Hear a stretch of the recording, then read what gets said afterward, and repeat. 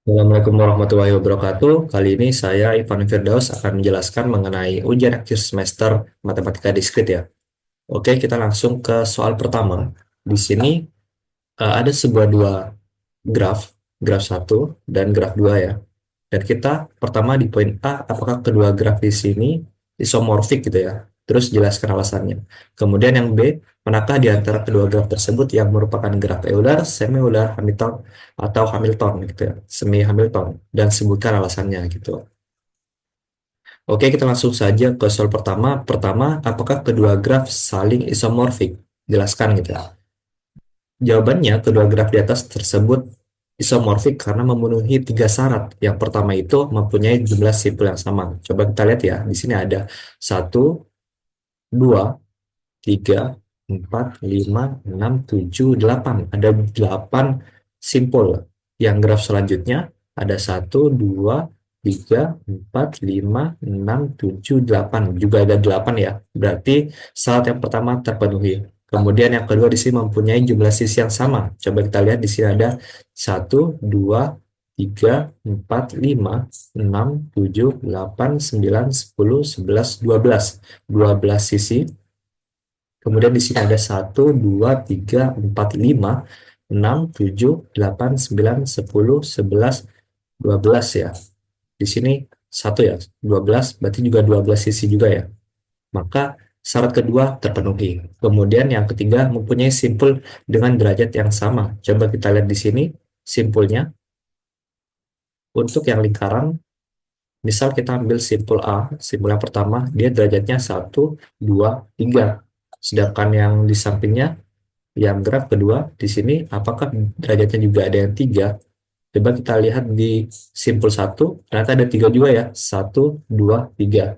Maka syarat ketiga terpenuhi, sehingga dua graf ini dikatakan graf yang isomorfik, gitu ya. Kemudian soal yang B, manakah di antara dua graf tersebut yang merupakan graf Euler, semi-Euler, Hamilton atau semi-Hamilton ya? Kemudian jelaskan alasannya. Pertama, graf Hamilton adalah graf yang dimana kita membuat sirkuit dari sirkuit atau dari simpul pertama itu pasti berakhir di simpul yang sama juga. Apakah bisa atau enggak gitu untuk graf Hamilton. Sedangkan graf semi Hamilton itu graf yang bisa kembali ke eh, bisa membuat sirkuit, tapi walaupun tidak kembali ke simpul yang dimana kita memulai simpul tersebut. Berarti kita langsung cek aja graf Hamiltonnya. Di sini kita akan memulai dari simpul A, kemudian berakhir di simpul A. Coba kita lihat apakah kita, jika memulai dari simpul A, itu bisa berakhir membuat sirkuit di simpul A, gitu ya. Coba kita lihat di sini ada A, E, G, C, A, E, G, C, kemudian D, H, F, B. D, H, F, B. Kemudian kembali ke A. Nah, karena dia kembali ke A, maka dia graf Hamilton. Kemudian kita cek ya graf setelahnya. Di sini mulai dari satu ya. Kemudian berakhir di satu juga. Nah, coba kita lihat di sini. Satu, kemudian dua, 4, 3, 5, 6, 8, 7 kembali ke satu. Maka dia disebut graf Hamilton juga ya. Maka graf pertama dan kedua, karena dia graf Hamilton, pasti dia juga graf semi-Euler. Karena juga bisa membuat suatu lintasan walaupun tidak kembali ke lintasan asalnya. Gitu ya. Untuk selanjutnya, graf ini tidak termasuk graf Euler maupun semi-Euler. Kenapa? Karena tidak memenuhi syarat graf Euler. Apa itu syarat graf Euler? Pertama, graf tersebut dikatakan graf semi-Euler jika dan hanya jika simpul dari graf tersebut berderajat ganjil kecuali dua simpul. Nah, di sini ada kecuali dua simpul ya. Sedangkan di sini semua simpulnya dia berderajat 3 alias ganjil. Maka di sini bukan graf semi-Euler ya. Kemudian yang kedua, graf tersebut dikatakan graf Euler jika seluruh simpul pada graf tersebut berderajat genap. Seluruh simpulnya berderajat genap. Apakah di sini berderajat genap? Tidak ya. Semuanya berderajat ganjil, yaitu 3. Oke, itu yang ke nomor pertama. Selanjutnya, kita ke nomor 2. Di sini, Prodi Teknik Elektro akan mengadakan UAS untuk 8 mata kuliah tingkat 2 dan 3. Berhubungan keterbatasan waktu, semua ujian tersebut harus dilaksanakan dalam satu hari yang sama. Nah, di sini adalah satu hari yang sama ya. Satu hari dapat terdiri dari beberapa sesi ujian. Jadi kita bebas seberapa banyak sesi ujiannya yang boleh dilaksanakan gitu ya. Dan ini data-datanya. Data-datanya ini merupakan data mata kuliahnya gitu ya. Ada sekitar 8 sampai 9 mata kuliah gitu ya. Pertanyaannya, A. Gambarkan graf yang mempresentasikan penjadwalan sesi ujian di atas. Jelaskan apa arti dari simpul dan sisinya. Nah, di sini kita ada tambahan hint berupa menggunakan teori pewarnaan graf ya. Jadi, untuk setiap mata kuliah, kita itu simbolkan dengan sebuah simpul dan sebuah sisinya itu adalah eh, yang tidak boleh bertabrakan dengan simpul lain atau mata kuliah lainnya gitu. Jadi simpul di sini itu mata kuliah, sedangkan sisinya di sini itu adalah tidak boleh berbarengan gitu ya, berbarengan. Nah, ini adalah clue pertama atau hint yang kita dapatkan dari soal yang A. Kemudian yang B, berapa minimal jumlah sesi ujian yang diperlukan untuk mengadakan ujian dalam satu hari tersebut? Tuliskan mata kuliah apa saja dalam setiap sesi ujian. Nah, jadi yang B ini dalam teorema pewarnaan graf, intinya warna tersedikit atau terkecil yang memungkinkan sebuah graf tersebut bisa tidak saling sama antar sebuah simpul yang tidak boleh sama warnanya alias tidak boleh berbarengan mata kuliahnya gitu ya. Oke, kita langsung saja ke soal nomor 2. Pertama, kita untuk mempermudah pewarnaan grafnya, kita mensederhanakan mata kuliah tersebut dengan huruf ya, A, B sampai dengan H gitu ya. Kemudian kita lihat hal sini ternyata di syaratnya tidak boleh berbarengan dengan C dan G. Mata kuliahnya tidak boleh berbarengan ya. Begitupun setelahnya. Yang E tidak boleh B, D, F, H berbarengan. Dan sampai H tidak boleh berbarengan dengan E, F, G gitu ya. Nah, kemudian kita lihat di sini. Bagaimana cara pewarnaannya atau menggambarkan suatu grafnya? Pertama kita lihat yang A. Yang A di sini, dia itu tidak boleh berbarengan dengan C sama G. Maka kita tarik sebuah sisi. Tadi kan sisi kita udah sepakat nih. Kalau sisi itu sebuah mata kuliah yang tidak boleh berbarengan ditandai dengan sisi yang menghubungkan antara dua simpul itu ya. Nah, terus yang G kita juga hubungkan nih, karena di sini A itu tidak boleh berbarengan dengan C dan G. Begitupun dengan yang B. Coba kita lihat yang B sini tidak boleh berbarengan dengan C sama E. Coba kita lihat C sama E, benar ya? Kemudian C tidak boleh berbarengan sama ABF. C, coba kita lihat C di sini A, benar ya A. Kemudian B, kemudian F di sini. Kemudian yang D tidak boleh berbarengan dengan E sama G, E sama G. Kemudian yang E di sini tidak boleh berbarengan dengan B, D, kemudian F, kemudian H. Sini ya, tambahan dua lagi. Kemudian yang F itu tidak boleh berbarengan dengan C, E, H. Kemudian yang F di sini C, E, H. Tambah satu lagi sini ya.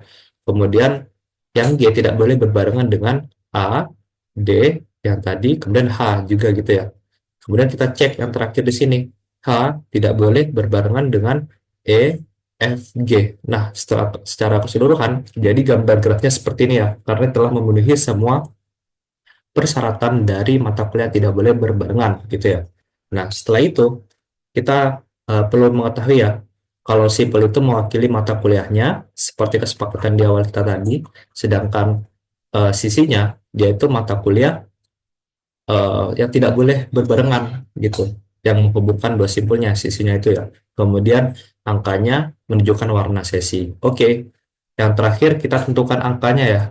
Pertama kita lihat yang C dulu. Misal kita mau mulai dari C ya. Misal kita di sini kasih warna satu, maka B, F sama A itu tidak boleh satu juga. Kita bisa kasih sama dua. Kenapa tidak dikasih 3 4? Karena kita mencari yang minimal untuk soal yang B-nya ya. Berapa minimal jumlah sesi ujian. Ini ya. Maka yang B, A sama F itu 2. Kemudian kita lihat lagi. A itu boleh satu karena dia G tidak berhubung dengan C. Tidak berhubung ya. Maka boleh satu. Sedangkan yang D juga, sedangkan yang D di sini 2. Karena apa? Karena di sini eh, karena di sini satu. Kenapa bisa satu? Karena yang di F itu sudah dua. Tidak boleh dua lagi. maka yang E di sini 1 sehingga yang D itu 2. Nah, kemudian yang H itu berapa? Coba kita lihat. Di sini ada 2, di sini ada 1. Berarti tidak boleh 1, tidak boleh 2. Berarti berapa? Berarti 3. Ini warna terakhir ya, gitu ya. Karena dua warna telah dipilih di simpul atau mata kuliah gitu, yang lain. Jadi, kita bisa rumuskan atau kumpulkan semua data ini menjadi sebuah tabel. Pertama, E, C, sama G, E, C, sama G, dia sesi 1 ya. Kemudian yang FBAD, F, B, A, sama D, itu sesi 2. Sesi 2. Kemudian yang high di sini itu yang terakhir tadi sesi 3 ya. Sesi 3. Nah, jadi untuk soal yang B, berapa minimal jumlah sesi ujian diperlukan itu 3 ya, alias 3 warna minimal pewarnaan dalam suatu graf gitu ya. Itulah salah satu contoh implementasi graf dalam kehidupan sehari-hari ya. Oke, kita lanjut ke soal nomor 3. Di sini, buatkan kode Huffman pohonnya beserta kode bit gabungannya. Di sini ada kode Huffman, pohon, kode bit gabungan, kode bit gabungannya sependek mungkin untuk kalimat semangat pagi. Nah, di sini perlu diperhatikan di sini ada spasi ya, karena semua simbol walaupun spasi yang kosongan itu pasti ada kodenya gitu ya. Nah, berapa penghematan yang berhasil kamu lakukan dibandingkan kode ASC2? Nah, kode ASC2 ini sebenarnya adalah kode yang telah ada sebelumnya, teori sebelumnya. Kita disuruh membandingkan apakah kita bisa membuat bit yang paling sedikit gitu ya dari kata semangat pagi ini dibandingkan dengan menggunakan kode ASC2 gitu kan. Oke, kita langsung coba ya. Pertama, kita kan mengetahui nih, pertamanya ada S E M A N G A T spasi. Di sini biar jelas ada strip ya. P A G I. Di sini berjumlah sekitar 13 huruf atau 13 karakter. Nah, eh, kalau kita lihat dalam kode ASC2, dalam satu karakter itu pasti ada 8 bit karakter. Entah itu 00, 00, 00 gitu ya. Ada 4 gitu ya. Pasti ada 8 karakter untuk kode ASC2. Berarti jika kita menggunakan kode ASC2, itu ada sekitar 13 karakter dikali dengan setiap karakternya ada 8, yaitu 104 bit karakter gitu ya. Nah, sedangkan kita ditanya kalau eh, menggunakan kode Huffman, eh, pohon beserta kode bit gabungnya, yang sependek mungkin kira-kira bisa nggak? Coba kita buat ya. Misal di sini ada 13 karakter tadi ya. Kita bagi dua eh, pengkelompokan karakter. Di sini pertama ada 7, 6 atau boleh sebaliknya gitu ya.